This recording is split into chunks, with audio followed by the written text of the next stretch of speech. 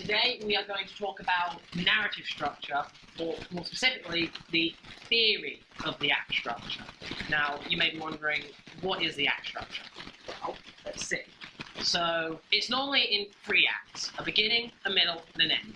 And it's sort of like this hill, you start from the beginning, and then as you go along, you rise up, and around about the middle is where it sort of peaks, but then towards the end, it's like things start to go downhill really fast. And that's like on a basic level, but when you look more deeply into it, there's more elements to it. So we go from the beginning, and then we see it sets up the characters and the context of the world that we're in. So it gives you a general idea of where the story's going to go, and you might get some bits where it can fit into the ending, which I'll explain in a little minute. And then obviously we have the middle, and this is where the story moves along from where the beginning establishes the main plot. That's the important thing about the introduction, is you want to establish that main plot.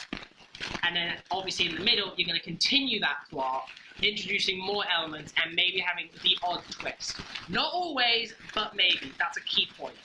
And then at the end, this is where the story reaches its climax. You've got to have this you may have this big epic moment or just something crazy happens, and all the plot threads that you've established throughout the shot will either be wrapped up or there'll be some purposely left open, just in case you can continue to delve into it with a sequel, and maybe you might link something back that you established in the beginning, sort of being poetic.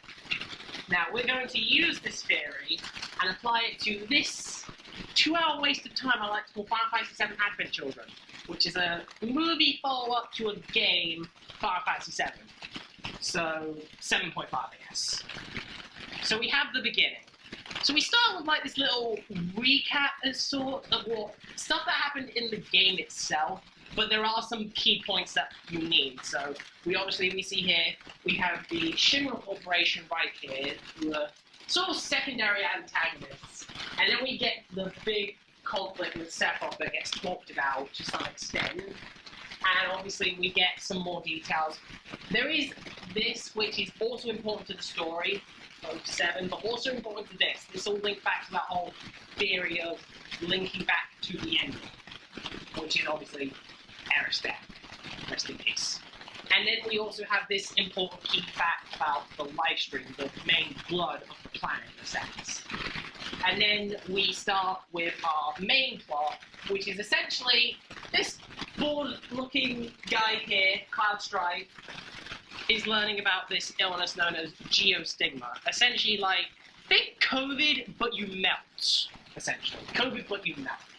And it's infecting people, it's killing people, he's infected, loads of people are infected, trust me, it's bad. So, there's also these 3 other guys called the Remnants of Sephiroth, and also Sephiroth knows the Long Danger, which is referenced later on. And they are trying to basically become Sephiroth again. I'm not going to tell you their names because I don't remember them, so I'm just going to call them Jeff 1, Jeff 2, and Jeff 3. And they're also trying to do this by using the last remnants of this extraterrestrial known as Genova. Yes, it is all caps, as you should see.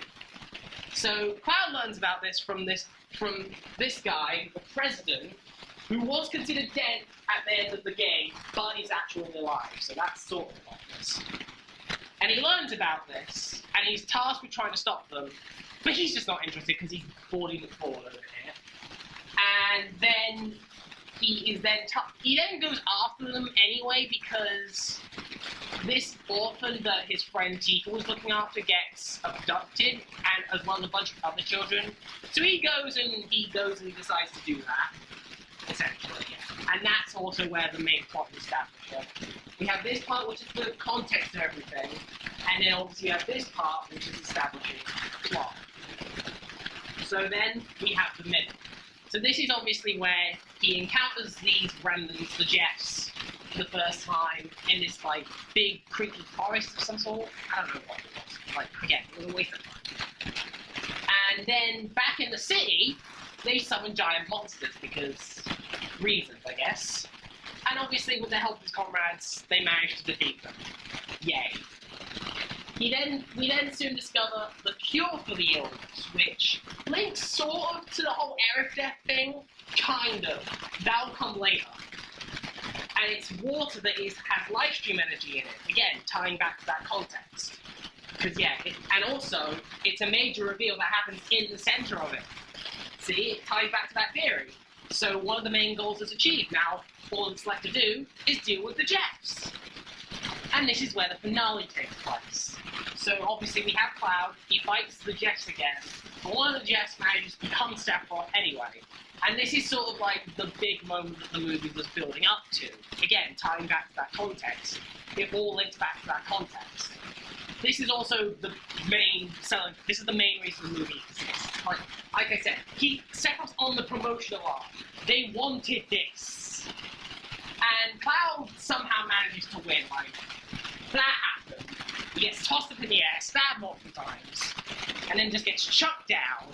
Survives. That happens, and then he wins. I never understood anime. So the remnants are now defeated. And then all of a sudden, this healing rain that cures the geostigma comes down, which is the same water from the church where that water was earlier. And it sort of implied that it had something to do with Aerith because she can somehow control it from the afterlife. Because that's a thing now, and the day is saved. That's it, that's how it ends. This was literally the best part of the movie. So obviously, in conclusion, we can see that it fits the ways of the structure kind of well. It's not a very good movie, but it fits the structure. And it proves that it can be used as a basis for structure of the movie. It might not follow it to a T, because it will do its own things, but it's used as a basis. Thank you for watching.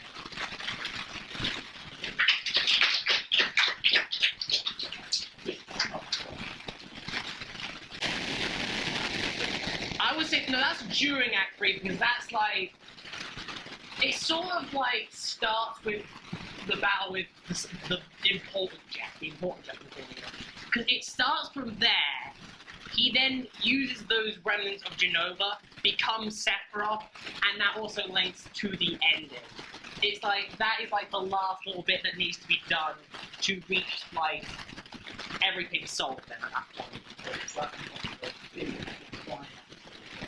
Yeah, that's like the thing it was leading up to. That's what the film was building up to in the first place, in a sense. Like,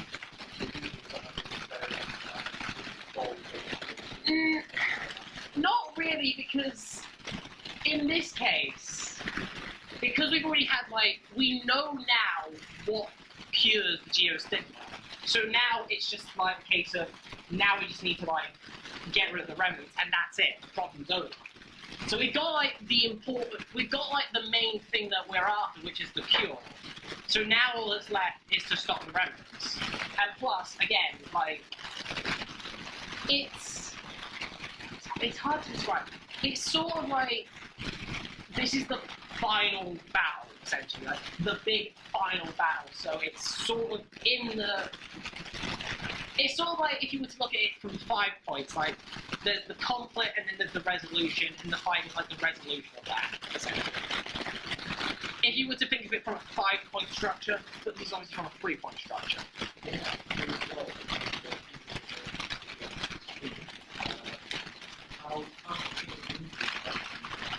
Like literally only like a few minutes. I'm not even kidding.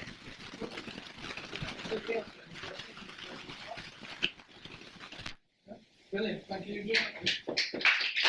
Thank you. How do you take this down now?